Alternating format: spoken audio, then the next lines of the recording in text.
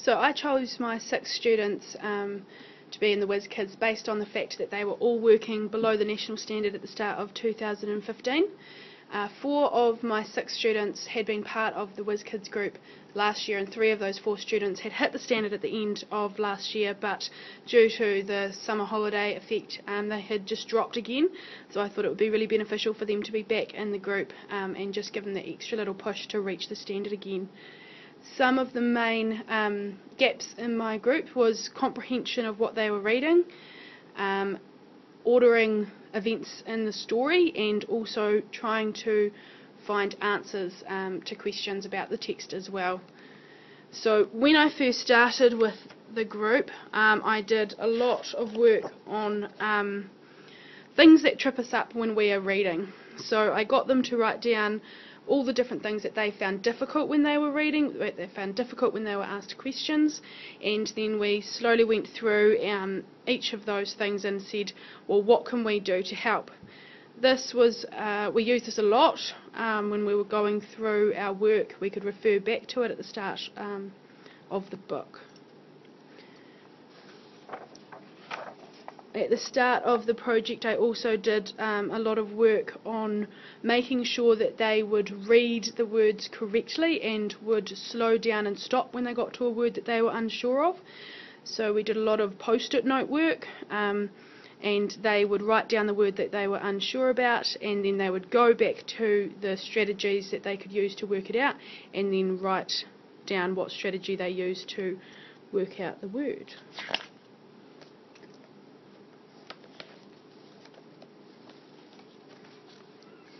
We did quite a bit of work on visualization, reading a paragraph, drawing what they saw in their head, and then writing down a couple of sentences about that paragraph.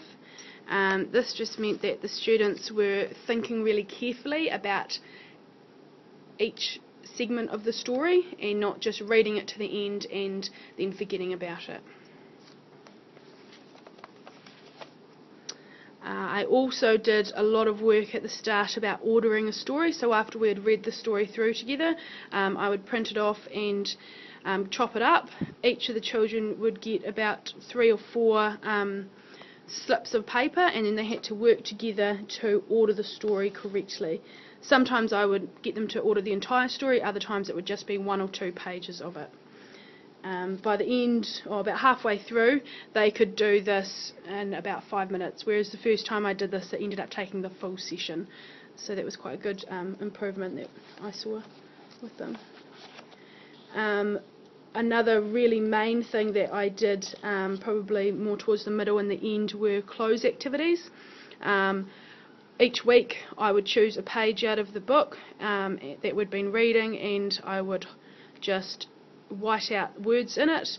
Sometimes I would put the words at the top, and other times they would have to choose it, and it was just, we spent a lot of time on checking that the words that they used made sense and completing cloze activities. Again, I saw a significant improvement on their confidence when it came to these types of activities and them actually being able to do it.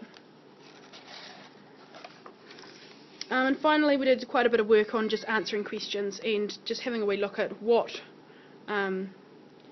is it actually asking them, and going back, rereading the text, putting their finger on the answer, and then using that to answer the question instead of saying what they thought in their own head. The results I had were really positive. 5 out of the 6 of my students will end up meeting the standard. They've all made significant improvements in their comprehension of a text, which is really, really important. They've also improved a lot on the STAR as well.